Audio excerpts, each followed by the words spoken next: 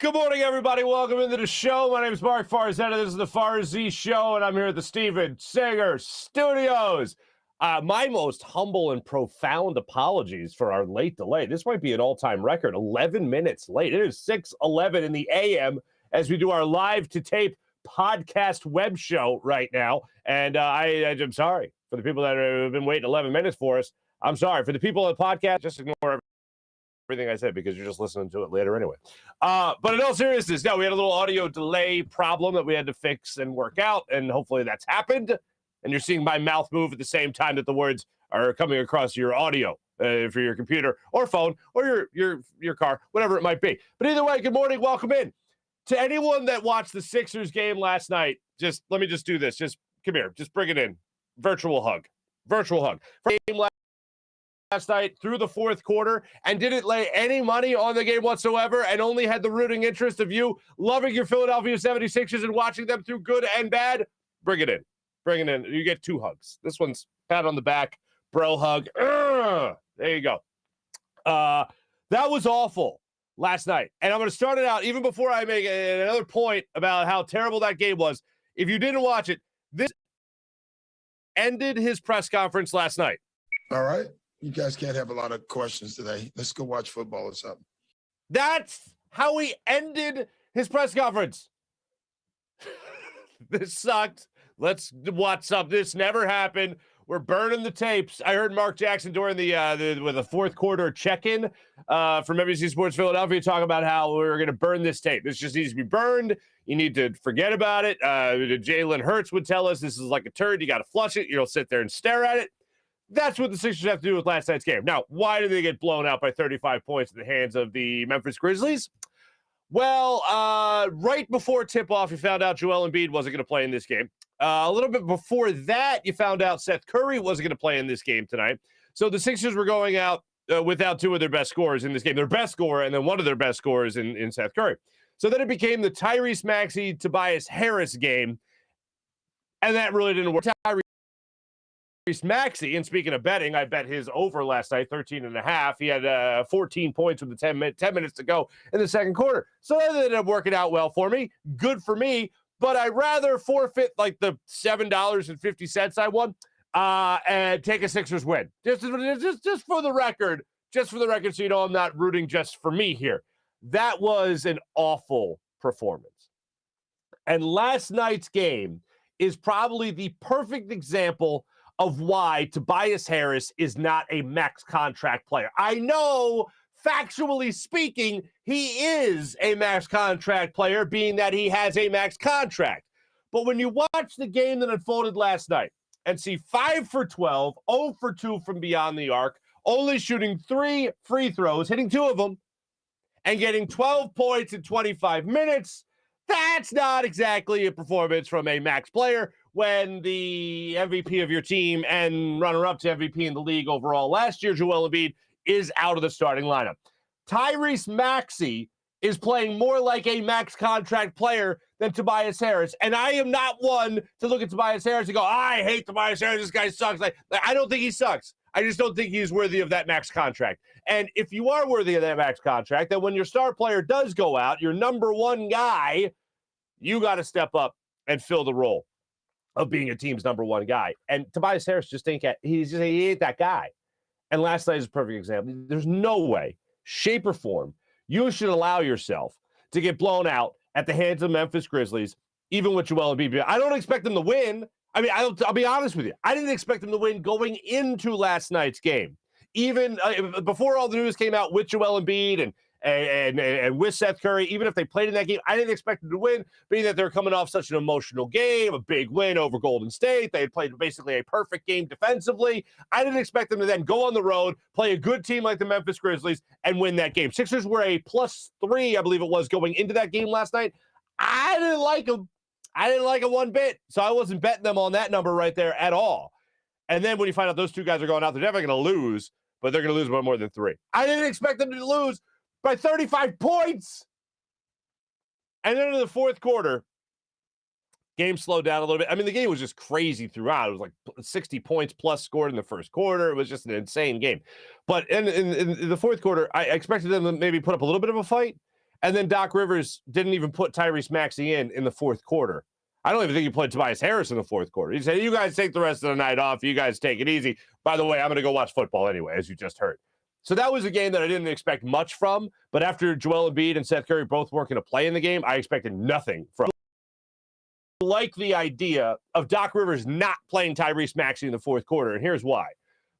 Tyrese Maxey has gone through that, 5, 6, 7 game stretch without Joel Embiid, where you came into his own as an NBA basketball player.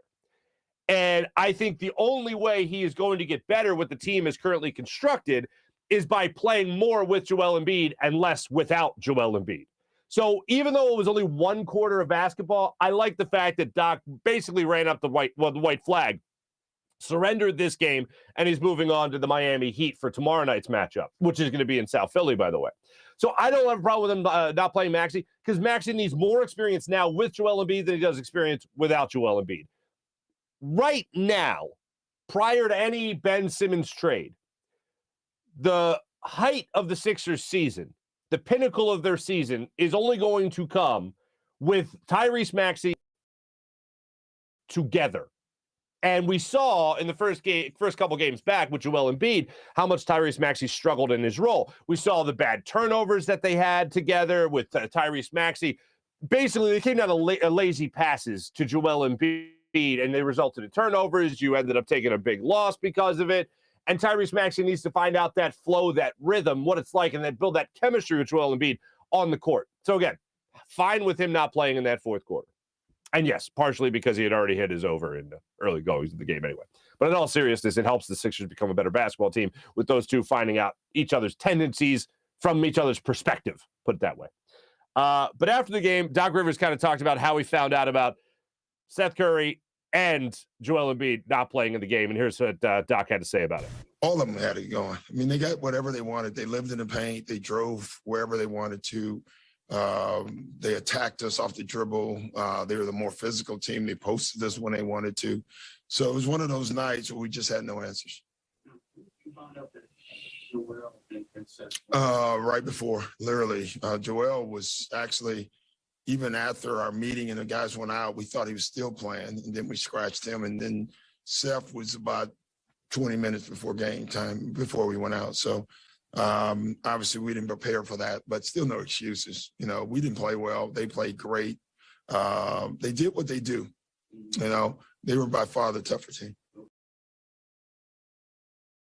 They did what they do, and they just ran it up on you, and I don't fault them for doing it at all. But like I started out the show with, this is a game that you have to take the videotapes, and you have to burn them, the digital copies. You have to delete them, whatever it might be, and you have to never speak of this again, because that's how atrocious it was. By the way, Hugh Douglas III will be joining us on this fine Hugh's Day morning, so we'll break it all down with Hugh Douglas when it comes to the Eagles coming back from their bye week. What was the best bye week Hugh ever had when he was a player? And how do you avoid that lull when he come back? Because Hugh acknowledges a lull when he come back from a bye week to try to get the body going again. First couple series, you feel kind of lax. You feel kind of behind. You feel kind of lazy. You feel kind of slow. And he talks about how to push that in the rearview mirror.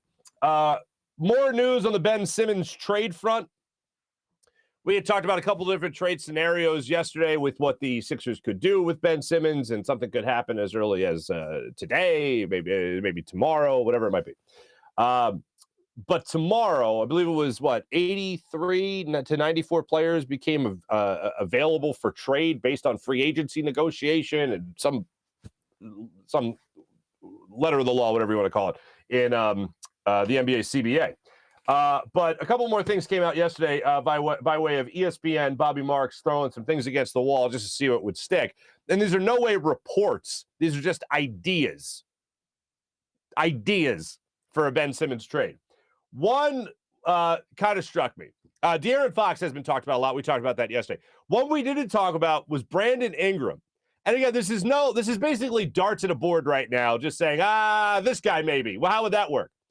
And Brandon Ingram is obviously the most interesting one in all of this for this reason and this reason alone.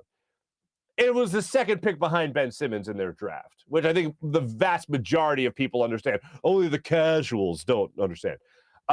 So when you look at that type of trade, it's like going back to the idea of what if he would have drafted Brandon Ingram anyway, and you see his shot development. He came into the league as a pretty decent shooter. And the idea was, do you go with Ben Simmons, the all-around player, or do you go with the guy with just hoping that he develops that mid-range game, or do you go to a guy that is already a proven shooter? And although you've seen Brandon Ingram continually get better throughout his NBA career, most notably last year getting better, I think most people would still take Ben Simmons over Brandon Ingram. So with Brandon Ingram right now, the idea would be to trade him for Ben Simmons. Trade Ben to go to New Orleans. The thing that makes this so bonkers is that as these trades are being proposed, these fictitious trades, as the speculation is happening, you're shooting them down because you're not putting Zion Williamson with Ben Simmons. They are not going in the same starting five. That is a very unproductive starting five. But it was the one that I thought was interesting. The De'Aaron Fox deal is also interesting, although one of the things they talked about on ESPN was how Tyrese Maxey and De'Aaron Fox are basically the same type of player, and Maxey gets another year in this league. He's going to be at that level already, so do you want to make that trade right now when you're going to be getting that guy back, when you already have that guy essentially, maybe even later in the season if he's not already at that point in the season, in his career, I should say. The other one was Sabonis, and they shot that down immediately by just saying, how does that work with Joel Embiid, those two trying to play together? So here we are. And then another trade came out later in the day about Karis LeVert possibly being traded to the Sixers as well, involved in the Ben Simmons deal along with Sabonis. And then Karis LeVert goes ahead and loses his dribble and costs them the game, the Pacers, the game last night against the Golden State Warriors. So, yeah, not exactly the best time to be talking about maybe trading Karis LeVert to see if he would come to Philadelphia in a Ben Simmons deal either. So plenty of speculation is out there. I know a lot of people hit me up yesterday on this old YouTube channel here saying that they would be in for a Bradley Beal deal. Bradley Beal's number is significantly down this year. Obviously a volume shooter, getting around 19 to 20 shots per game. So that would be something that would go between him and Joel Embiid and how they're going to distribute the ball. Because as we all know, there's only one ball to go around. So we'll see how all that plays out later today. And then C.J. McCollum was the other name that also got brought up again, despite his health issues right now. Dame Lillard again off the table, supposedly. So there you go. But C.J. McCollum's name still being brought up, and it seems like no matter what happens, health-wise or how the Blazers are playing, whoever they have in the front office, whoever they get in the front office, I should say, no matter what, C.J. McCollum's name is going to be continuously brought up in Ben Simmons trade discussions. So that's where we're at right now, waiting for further developments to see what happens next for the 76ers. I still feel like that it is nearing close. I feel it in my bones that it could happen this week, that it's going to happen this week. And if it doesn't happen this week, I am getting to a point where I do want it to be over with, but I am trying to keep myself in the mindset that I was before the season started, which was don't just give them away because you're tired of it. This drama, all this, the season's not even really going to start till after the All-Star break anyway. So as far as I'm concerned, the Sixers can hold their ground. They can go past this week, whatever it might be. I'm okay with that. I'm trying, and I implore all of you to be on that same page with me as well. Saying that right now you're not just going to buckle simply because you're tired of the story and you're tired of watching the Sixers lose to a team like the Memphis Grizzlies. Instead, revel in the idea that they took care of business against the Golden State Warriors. Just hold on to that for one more game, or even past the 35-point loss. Just if it helps you not settle for less in trading Ben Simmons. Still try to get the absolute most. And then the story comes out about 7 possible teams being interested in trading, according to Shams Charania, 7 possible teams being interested in Ben Simmons. This is all playing into what Daryl Morey wants, which is a bidding war. That's what you want if you're Daryl Morey. Oh, you're going to give me this? Well, this team over here is going to give me this. And guess what? After those 2 teams, I got 5 other teams that are also interested in Ben Simmons. Whether that be the Spurs, whether that be the Minnesota Timberwolves, whether that be the Sacramento Kings, whether that be the Indiana Pacers, whoever it might be, whether that be the Washington Wizards, whoever it might be, the Portland Trail Blazers, whoever it might be, there are now 7 teams that could be in on this deal. So give me the best one, and you'll get this guy. And the most important thing that's come out of all this, as I said yesterday, is the top 25 player. Because that goes more along the lines of getting an all-star in return and not just that all-star caliber player. By the way, thanks to everyone that checked out that clip on our YouTube channel yesterday as well. Much appreciated. I gotta get into this. And I was going to save it till our morning rush segment, but yesterday the city issued a mandate for masks and vaccinations. And I know this is a very controversial topic for a lot of people. If you would have told me, let's say 5 years ago, right, well before a pandemic, if you would have told me, hey, there's gonna be this pandemic and everyone's gonna have to get vaccinated. You're gonna have to show proof of vaccination to get into anywhere. It's gonna be a mandate. You have to have this vaccination to get into anywhere that basically serves food. That includes the Wells Fargo Center for Sixers and Flyers events. I would have told you this is America. All right, there's no way in America we're checking people's cards for vaccination. And now let's fast forward to now in the present day and no longer a hypothetical, where we've seen the economy shut down, we've seen people lose their jobs, we've seen all that stuff happen, and we've seen people get sick, we've seen people die and all that. And although I think as a country the medical society has a much better handle on what's going on right now than they did when it was just kind of jumped on them, I'm okay with it. Me personally, I'm okay with it. If I got to show a vaccination card to get in somewhere, and I already have had to do that, I have no problem with it, because for me, it's a small thing. I'm happy to do it if it means that we can go on and get back closer to the normal that we knew before the pandemic started. That's where I'm with it. If you're not, that's on you. That's how you feel. That's how you feel. For me, this is how I feel. I have no issue with it. I have no problem with it. It sucks that that's the point that we're at, but that's the point that we're at. And as long as it doesn't make us hit another delay or make more people lose their jobs or more people get sick, then if this is the cost it's going to take, then I'm happy to flash my vaccination card if that's what I have to do. By the way, I'm set for my booster. I got to get my booster. Getting that tomorrow, as a matter of fact. So I'm excited for that. That'll be a good time. Without further ado, let's jump on the Rothman Orthopaedics guest line and talk to our good friend Hugh Douglas III. We cover a wide variety of topics, including Micah Parsons of the Dallas Cowboys. We also talk about whether or not Hugh feels that the Eagles, right there, by the way, at 6-7 with the Falcons, where Hugh's at down there in Atlanta, 6-7 on the season, trying to get that wild card spot, that final wild card spot in the NFC. Without further ado, let's talk to our friend Hugh Douglas III.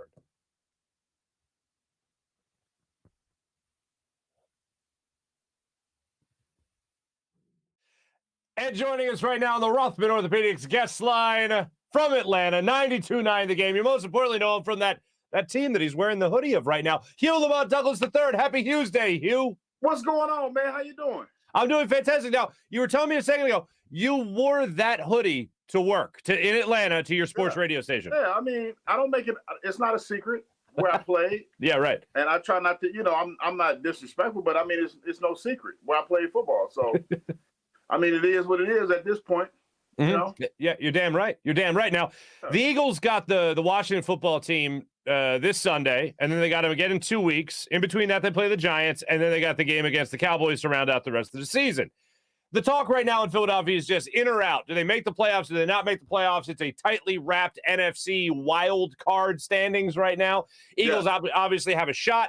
If you're a player right now looking forward at that schedule where it's all divisional opponents from here on out, 2 against Washington, how do you look at it basically? That's a gauntlet. That's a hell of a gauntlet to run.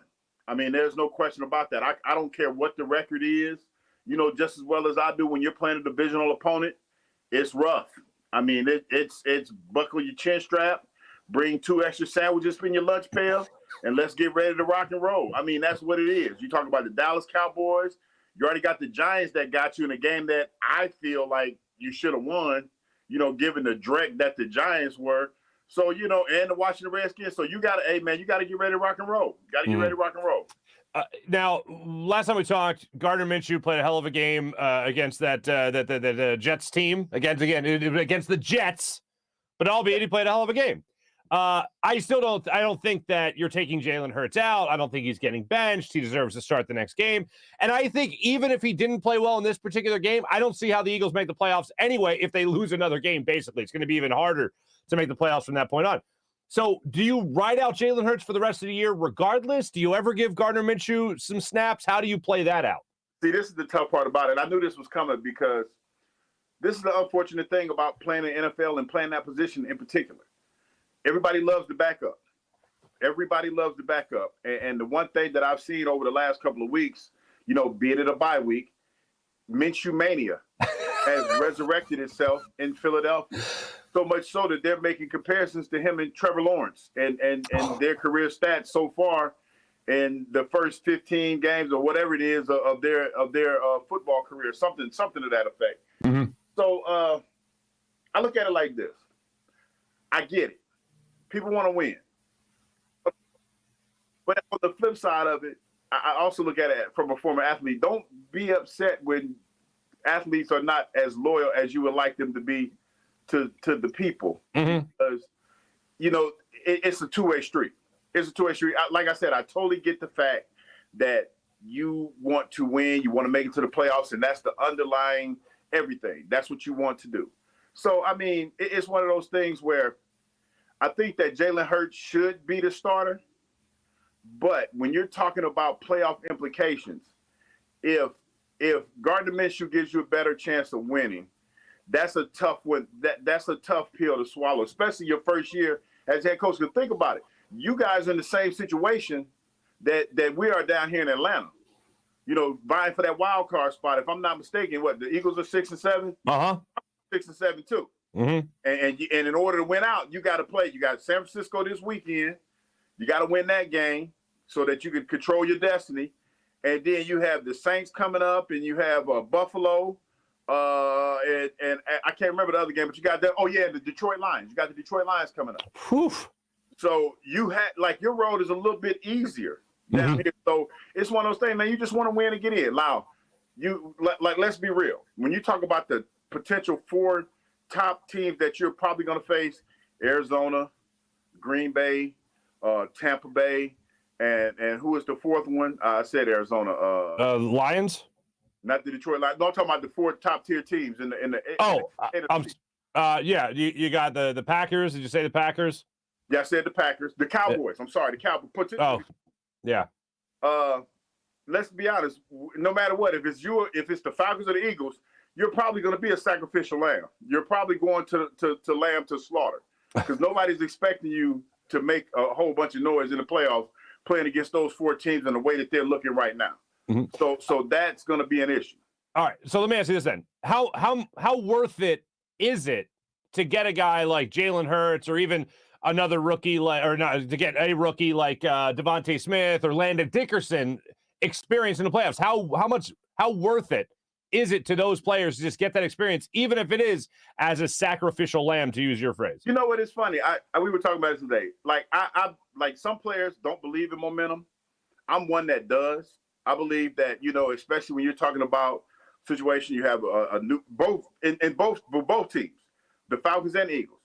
First year head coach, first year defense coordinator. Just get that experience. Not so much down here. Dean Pease has been around a little bit, mm-hmm. but you have a bunch of players that this is their first year in Dean Pease's defense. So to get that playoff experience and see what that atmosphere is like, I think it's tremendously beneficial. Mm-hmm. I think you should play it, even though you're basically going to go and probably get beat up by the team that you're playing against. But still, just to get that experience, see what it's like, and to have that on your resume and just grow from there. I'm a big fan of experience and learning from certain experiences. All right, well, I'll put it to you like this then.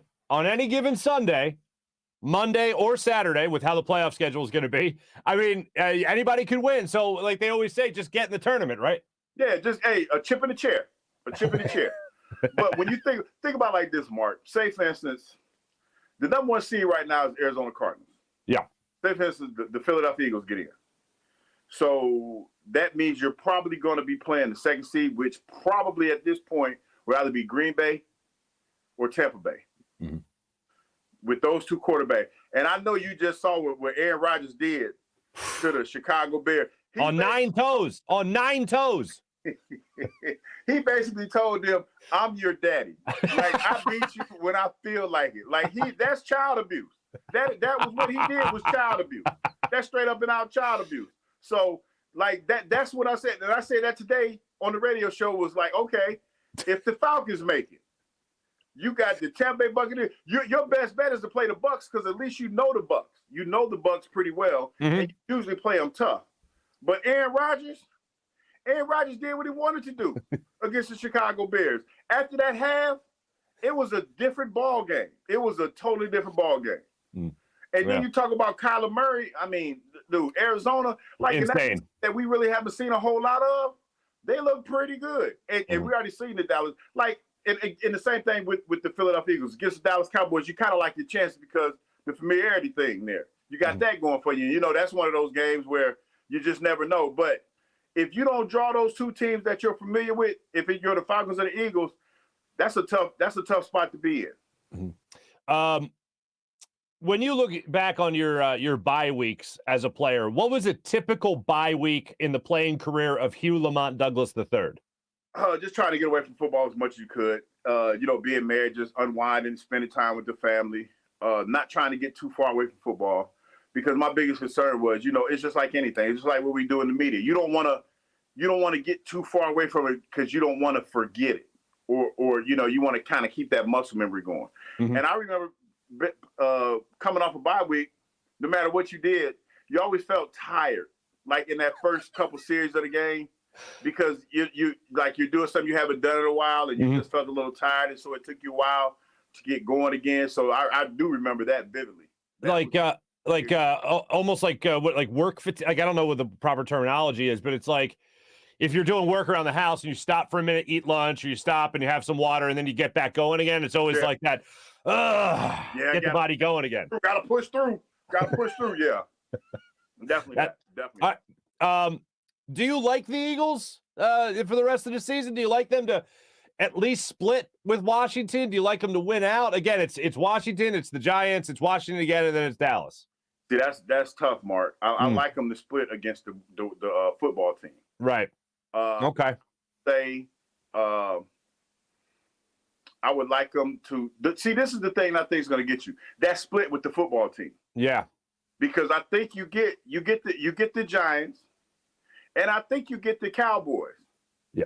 But that split is going to hurt you because if the Falcons went out, then they're going to have the winning record. They're going to have the winning record over you, right? Over the Eagles, I should say, and that's going to be the problem.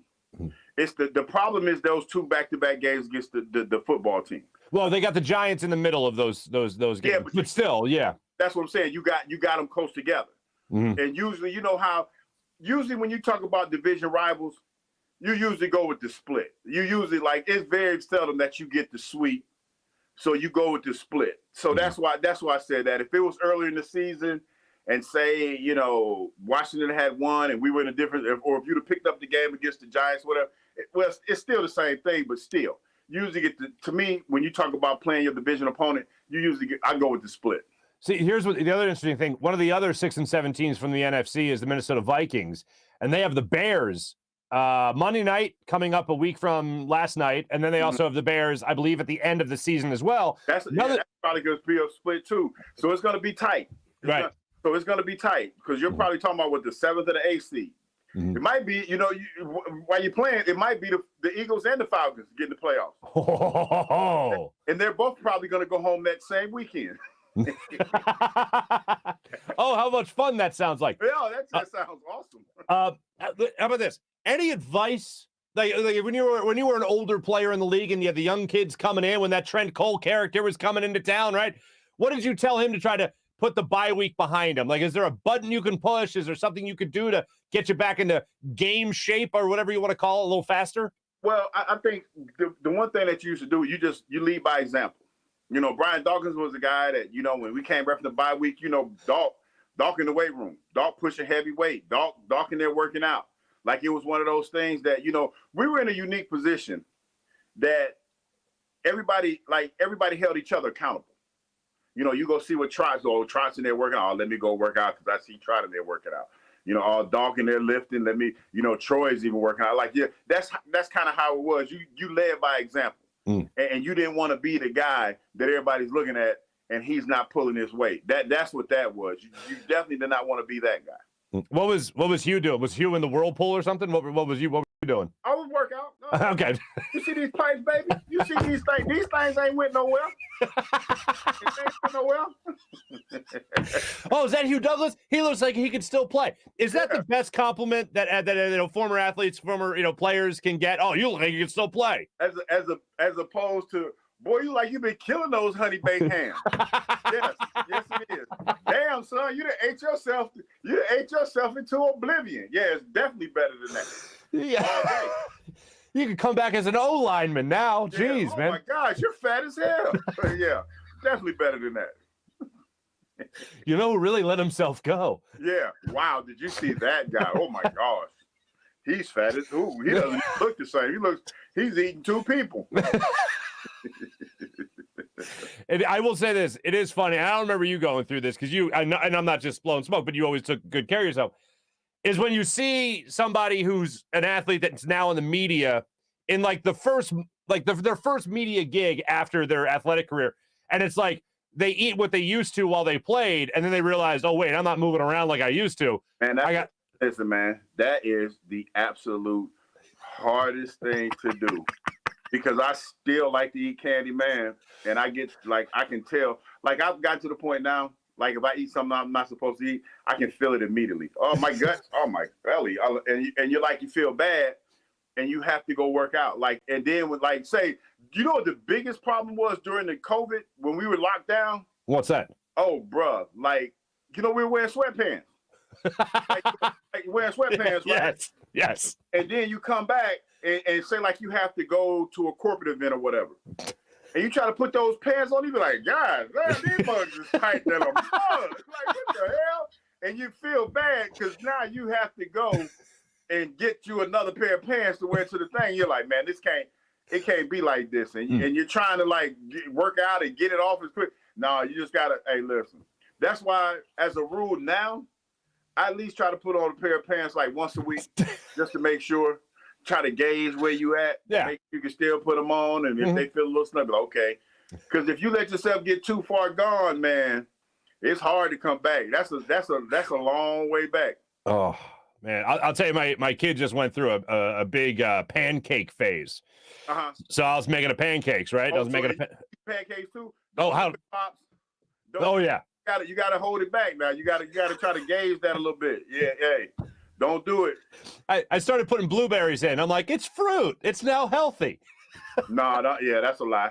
Yeah, that's a big fat lie. Then slather it with butter and syrup. The devil is a lie. I like the idea of just leading by example when it comes to getting back from the bye week. Was there ever anyone that would tell you about their bye week plans? And then you'd be like, I don't know if that's the best idea. Like, because sometimes guys might get a little trouble over the bye week. Well, nobody would actually say, hey, I'm about to go to the King of Diamonds strip club and, put money in this girl's G-string and then, get drunk and, really stupid. Oh, yeah, no one would tease that. Plan. That's never the plan. It usually goes something like this. Hey, I'm going home to hang out. And things kind of, things happen and then they get out of control and then you're like, oh, hell, maybe I shouldn't have went home.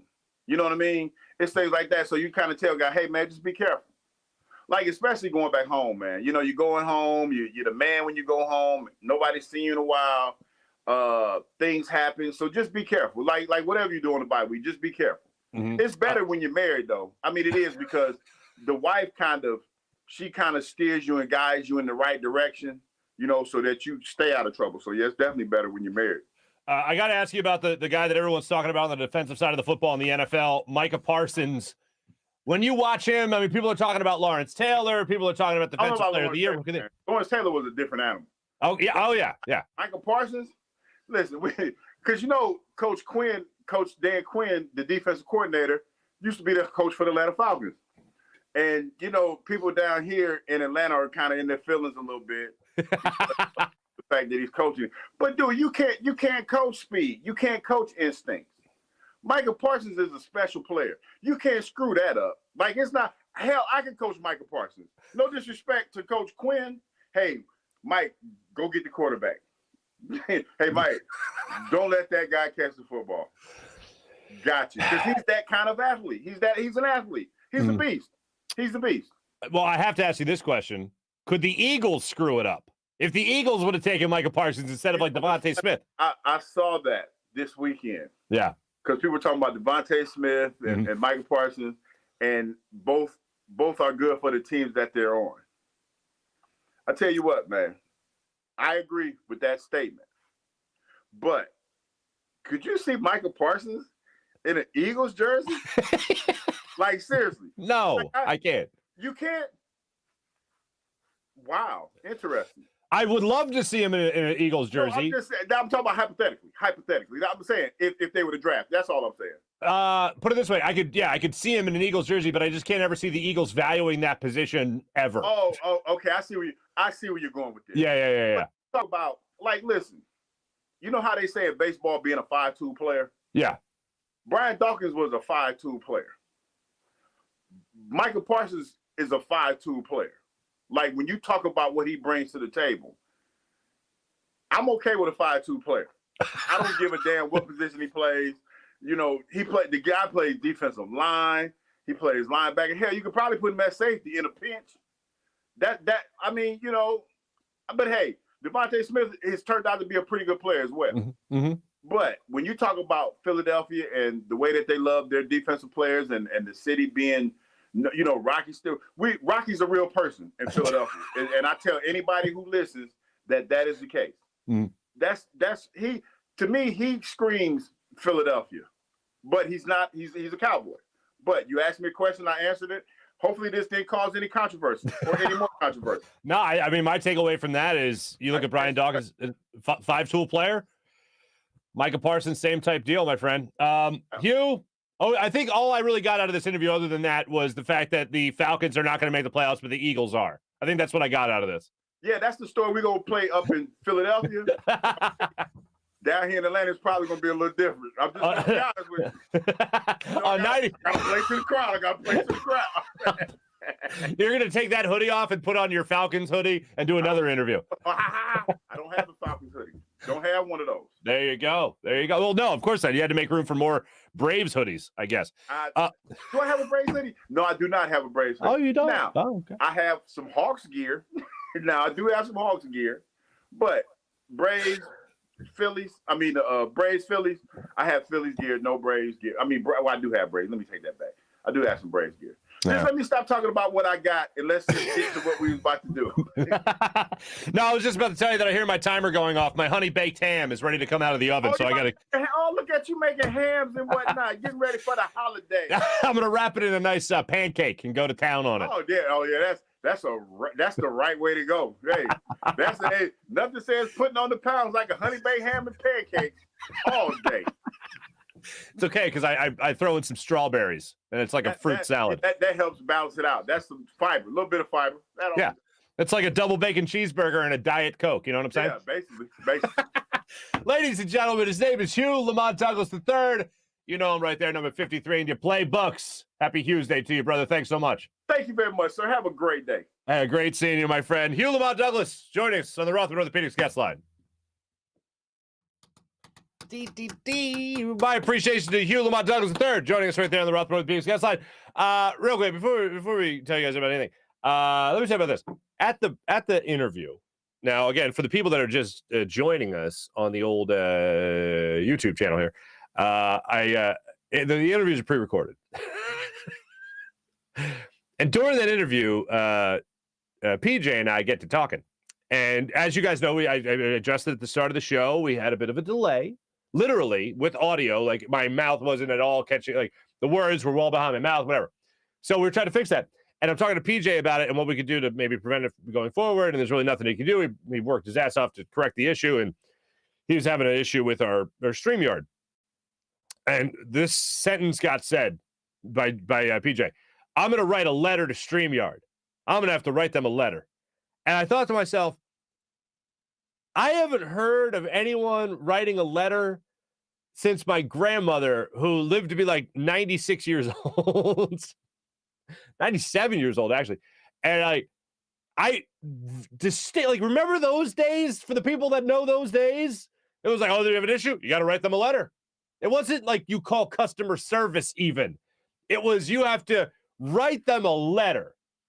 Like, writing them a letter was quickly preceded by shortly preceded by chiseling in stone. Chisel them a stone and tell them that you had a problem with their customer service, whatever. And I remember my grandmother saying it about Michael Landon for whatever reason. Michael Landon of Little House on the Prairie fame. He did something, and I was like 7 or 8 years old, and my grandmother said something like, "Oh, that Michael Landon, he shouldn't have done that. I'm gonna have to write him a letter." And I remember thinking, "You're gonna write Michael Landon a letter?"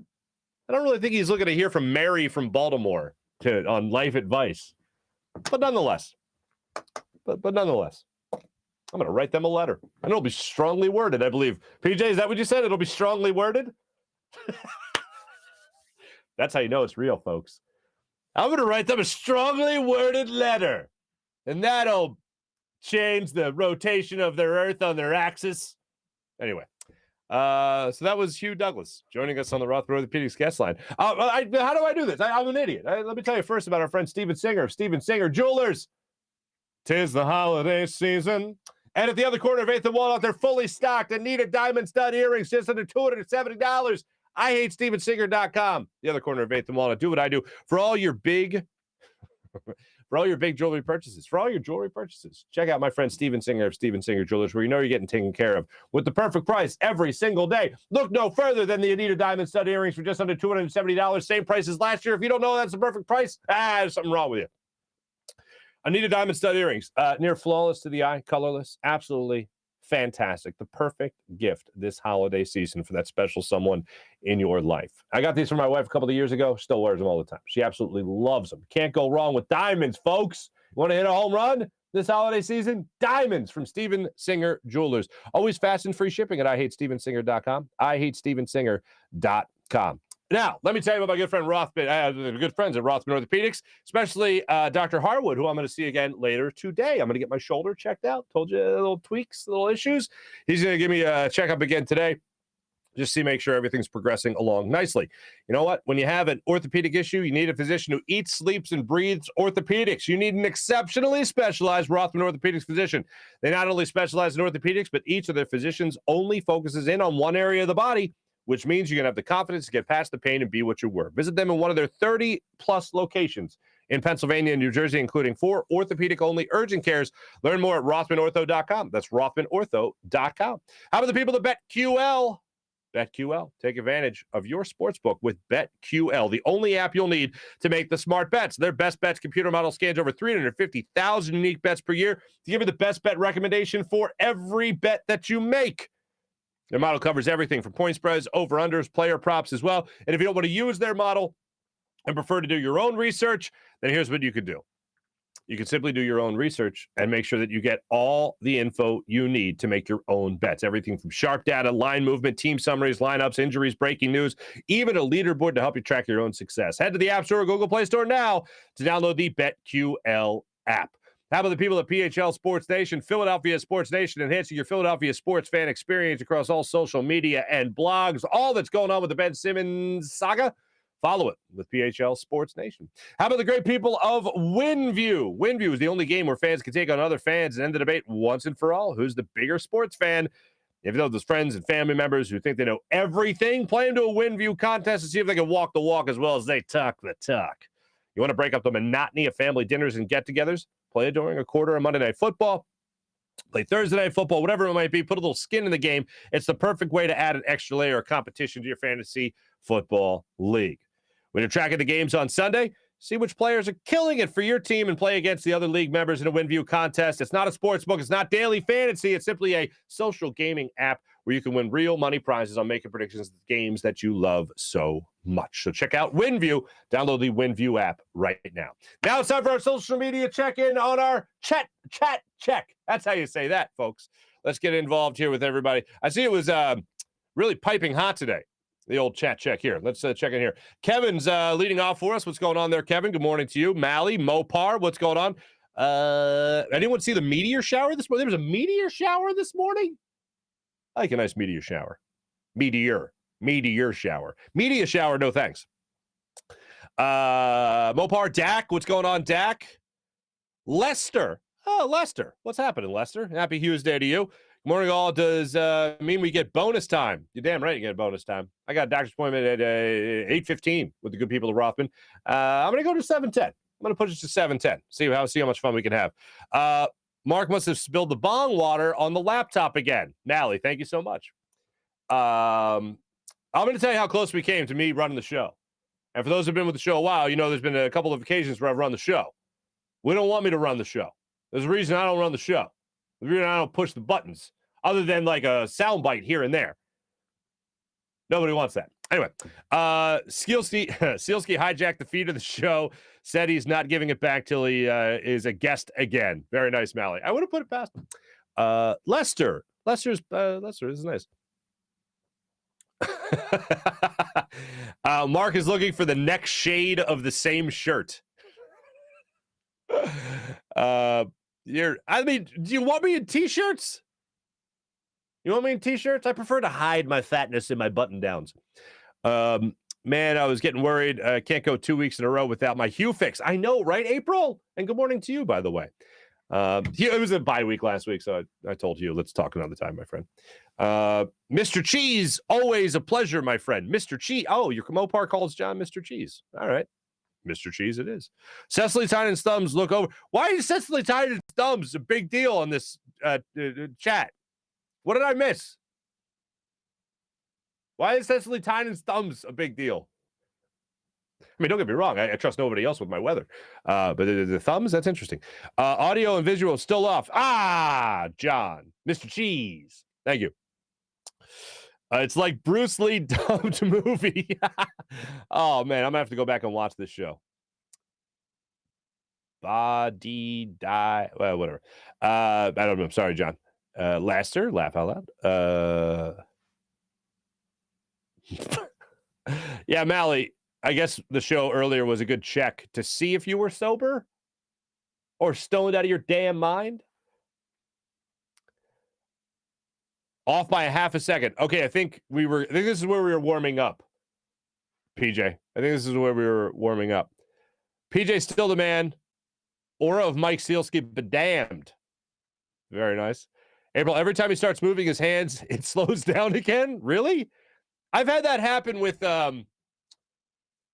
if I've been a guest via Zoom on somebody else's show, they'll tell me for whatever reason that the movements will delay the visual more, which doesn't make any sense to me. Starts moving his hands and slows down again. April, your software is biased against Italian people.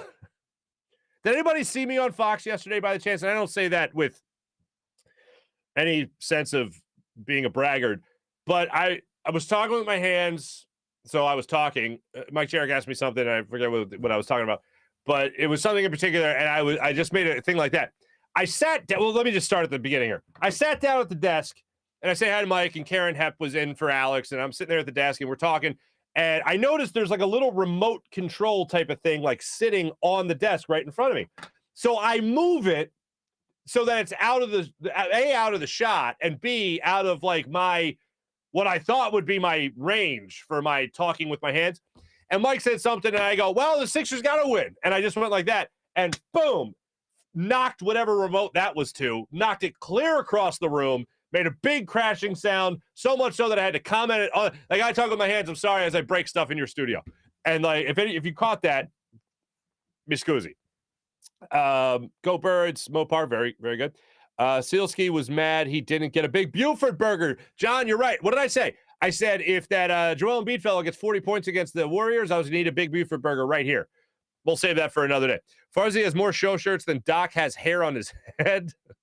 Ray, what's happening? Package anybody in a trade with Simmons. Rivers could go with them.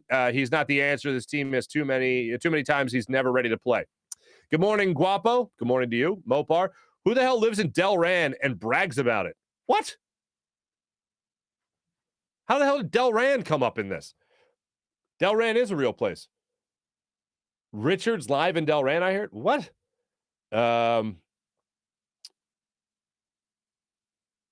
Chicago. Oh, God. I mean, can you even count on Chicago right now? Like half their team's in COVID protocol. I heard somebody suggest Chicago trading Lonzo Ball, DeRozan for Benjamin. Bumjamin. I like what you did there, John. Why in the extra crispy Kentucky fried without? All right, hold on. Let me see if I can get this because it's in all caps. Why in the extra crispy Kentucky Fried hell would Chicago do that? I don't know. If you could trade, oops, I pushed the wrong button. Let's go down here.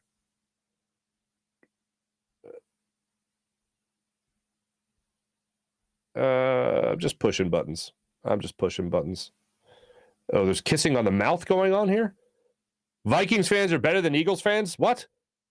Oh, Vikings are better than the Eagles, unfortunately, though. Let's hope that's not true. As you guys are pointing out, they did lose to the Lions after all. So do Eagles fans... Ben Simmons. What's up, Ben? Good morning. April, you're right. Dalvin Cook's pretty good at football. What's going on here, guys? Hey, Rick, what's going on? Sean, oh my God, pants. I know the struggle. Damn Grubhub. Know what I'm saying? That's, by the way, that wasn't a lie. I was also telling PJ during the interview, I have gone through a huge pancake kick as of late. And I use the excuse that my daughter liked pancakes. My daughter had like one pancake. She had a bite of one. She's like, meh.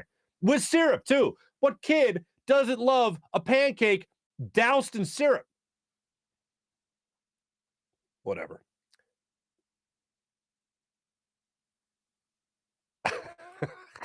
Mopar, provoking Hugh Douglas about his gear is like breaking into a lion's den and wearing raw meat. Not wrong. Give PJ a massage, full body, for 1 year, every day, 95 minutes per day. Kevin, if you'd like to do that, I'm sure PJ would appreciate that. No, you're out. PJ's out. Sorry, not. He's not into it. Ben Simmons needs to go now. Zach, don't disagree. Which are you going with? What the hell? Dante, good morning. Who needs to be the weather girl? We don't have a weather girl to tell us? What?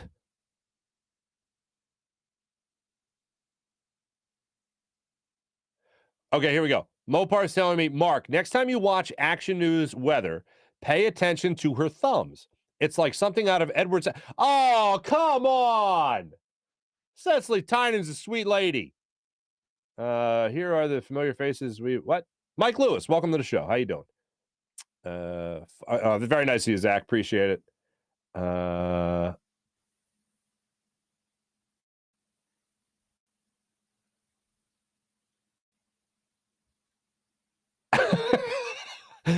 Mark, you need to blame Mopar for bringing the thumbs to our attention. I'll look at it. I watch the Action News every morning. Like, I start my day watching the 11:30 Action News at like 4 in the morning. That's how I start my day. I like to flip that on, little espresso, and then I go and start the actual real show prep. Farzy getting the mouth kissing part. Poor Farzy getting to the mouth kissing part. That's where I'm at right now. What the hell? Free massages. All right. Vikings fan kiss their mothers on the mouth. I was raised, lips are for lovers. You know, cheeks are for like the more friendly family kisses. Kissing your mother on the mouth and Cecily Tynan said, yes, I'm in the right chat. Sean, welcome. Thanks everyone that participated in our chat check. That went off the rails quickly. It's something flies in my eye. Yeah, there we go. Did I get everybody? I think I got everybody. Mike, Dante, Mopar, Julian. Yes. Major red flag. PJ is passing on that. What the hell? Mark will come to the show horrified by the thumbs tomorrow. No, my hair is done, man. Sounds like Farzy didn't get love as a child. I got love as a child. I grew up in a very affectionate family. Just no kissing on the mouth.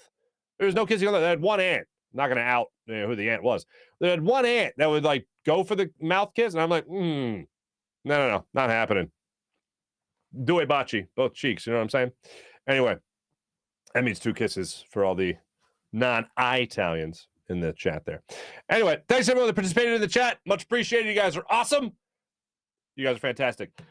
Big night for the Flyers tonight as we move into our morning rush brought to you by Sky Motorcars and SkyMotorcars.com. Flyers and Devils are at it tonight. The last time the Flyers played the Devils, they got shut out 3-0. And it was the second game of the Mike Yeo era. Mike Yeo told Jamie Apodi of 6ABC, by the way, speaking of watching the 6ABC, the Action News and all that, told her that what the Flyers are doing right now is very simple. They're not focused on, and tell me if you've heard this before, the Flyers are not focused on the result. The Flyers are focused on the process. And now you might say, oh, the process, he's talking about the Sixers. Not at all. What did Jalen Hurts say early in the season? Jalen Hurts said something pretty amazing in the early season. We're not focused on the results, we're focused on the process. In other words, we keep doing what we've been doing throughout this process, the results will come. And for a stretch there in the season, when they went, 3 or 4? Yeah, the stretch was nice. The results were coming anyway, due to sticking to what the process was. The Flyers are in a spot right now where they really need to convince people that this doesn't need to be blown up. And that's going to be difficult. And although in the Mike Yeo era, they've been scoring some goals here, and there's only that one game they didn't score goals on, and it was against the Devils, who they play tonight. They need to do a lot to convince people that this doesn't need to be blown up. And at the end of the year, or even at the trade deadline, they need to convince a lot of people by then whether or not Claude Giroux will still be here. And I know he's got a no movement clause, which is hockey's no trade clause. I know he's got that, but you got to think if the Flyers are going to tell Claude Giroux, hey, we're blowing this up, I'm sure he would say, well, all right, let's go. Let's send me to a winner. If that helps you guys, then that's that. We'll see how that goes. But it would be really nice if tonight in particular, the Flyers are able to come out swinging and make things happen as they are hosting the New Jersey Devils tonight in South Philadelphia.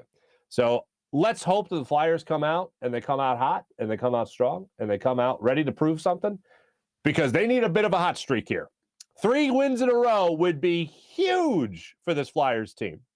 And let's hope that that's the case. We're going to cross our fingers for that. All family mouth kissers. What?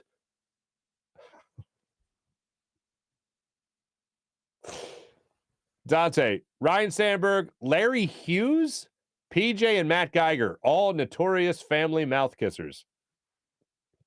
Julian, you guys have problems. Oh, Arm Zebra 80, real hard to say not to blow this team up. Yeah, I agree with you right now. But look, they won 2 in a row. Hopefully they make it 3 against the Devils tonight. I would love nothing more than the Flyers to really turn this around. Okay, hold on a second. I would love one thing more. I would love for the Sixers to trade Ben Simmons for an all-star. That's what I would really love. Other than that, I'd really love the Flyers to turn the season around and have it start with these last 2 wins and make it 3 straight against the Devils tonight. So that's what we'll cross our fingers for. Thanks for listening. Thanks for watching. You guys are amazing. You really are. I appreciate everybody that checks in on the show. PJ, you're amazing as well. Great job by you guys. But great job by you. Jim Hyder produced the program, did a phenomenal job as per usual. My name is Marc Farzetta. This is a Buzz Sports Entertainment production. Have a great rest of your day, everybody. I got to get my shoulder checked out by the great people at Rothman Orthopaedics in like an hour. So I'm going to go take care of that. Hopefully I'll have a great update on my shoulder tomorrow. And we'll be talking some 76ers basketball with you, as well as the Eagles addressing the media today. So that's what we'll do. Have a great rest of your day, everybody. My name is Marc Farzetta from the Steven Singer Studios. IHateStevenSinger.com. Catch you guys tomorrow. Have a great rest of your day.